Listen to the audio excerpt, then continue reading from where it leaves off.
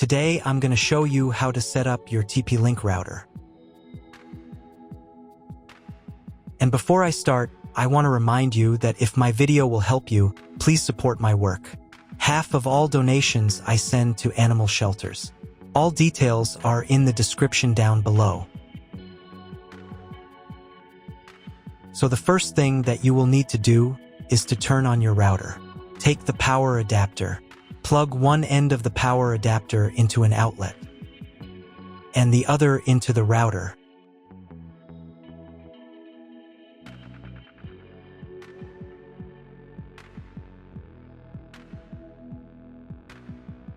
When the router is turned on, the power indicator will be lit.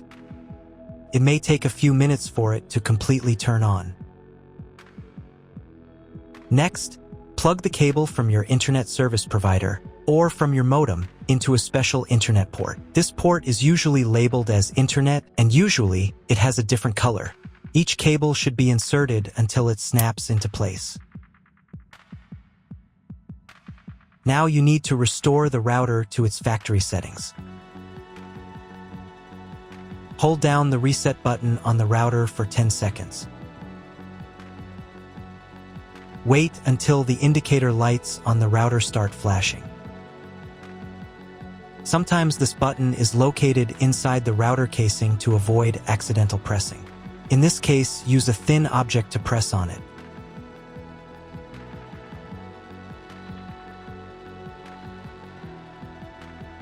The router will restart, and the settings will go back to their original factory defaults. Plug one end of the Ethernet cable provided with the router into one of the LAN ports.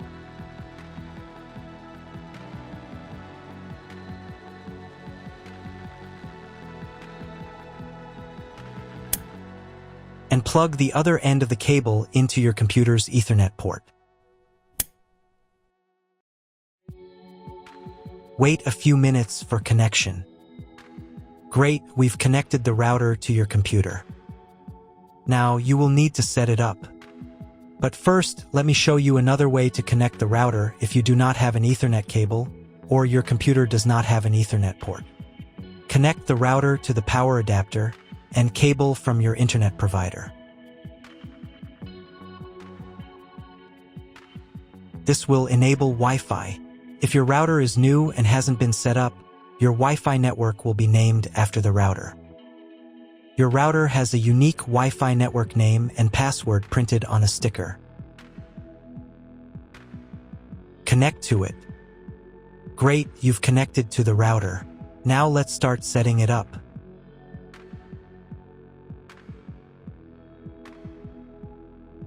First, open your web browser and visit the URL you see on the screen. Use the URL bar instead of the search bar. At the beginning, you will see a form with a login and password.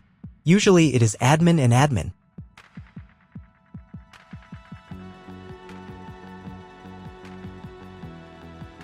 If these credentials are wrong, then find label on your router. The credentials are often printed on the bottom of the device.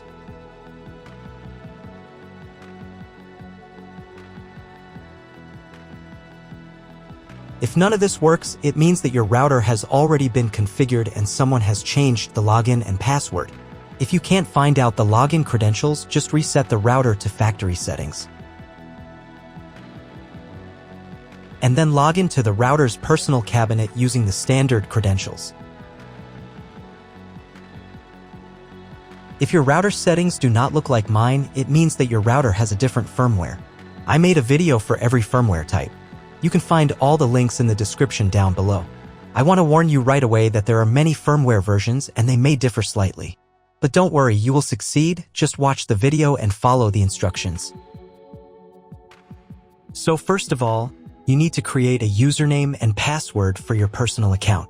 Some firmware versions don't have this form, but if it appears, fill in all the details and remember them. Or better yet, write them down somewhere.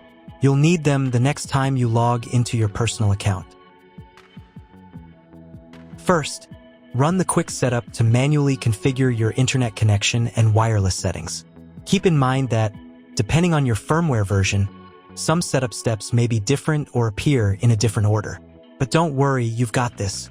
Just watch the video and follow the instructions. On the first screen, select your time zone. If you don't remember which one you're in, just pick any and click Next. On the next page, select the type of internet connection. Usually, this is mentioned in the contract with your internet provider. If you don't know it, you can try clicking the Auto Detect button. The router will attempt to identify your connection type. If it fails, select Dynamic IP and click the Next button.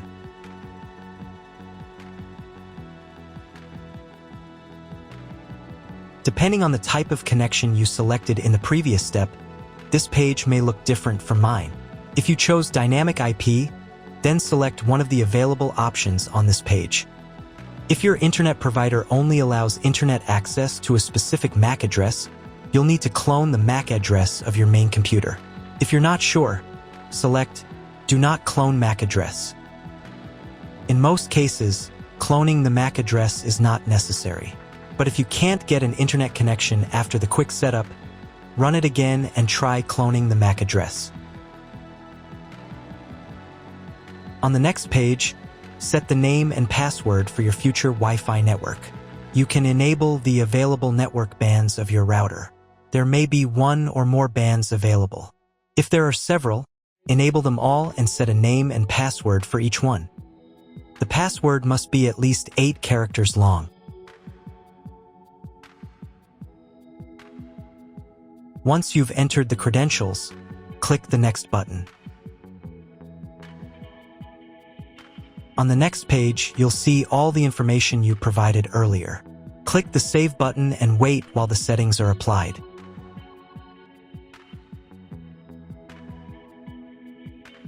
If you were connected via Wi-Fi, reconnect to the updated network. On this page, you can configure the TP-Link cloud service. You don't need to change anything. Just click the Login Later button. Great. You've completed the quick setup process. Click Finish, and after a couple of minutes, check your internet connection. Just Google something. If there's no internet, try rebooting your router. Click the reboot icon in the upper right corner. After rebooting, wait a couple more minutes. Sometimes the settings take a little while to apply, and the internet will appear. If the internet still doesn't work, double-check that all the cables are connected properly. If, after all these steps, you still have no internet, go to the Basic tab. Then select Internet. Then clone the MAC address. Save the settings. Reboot your router.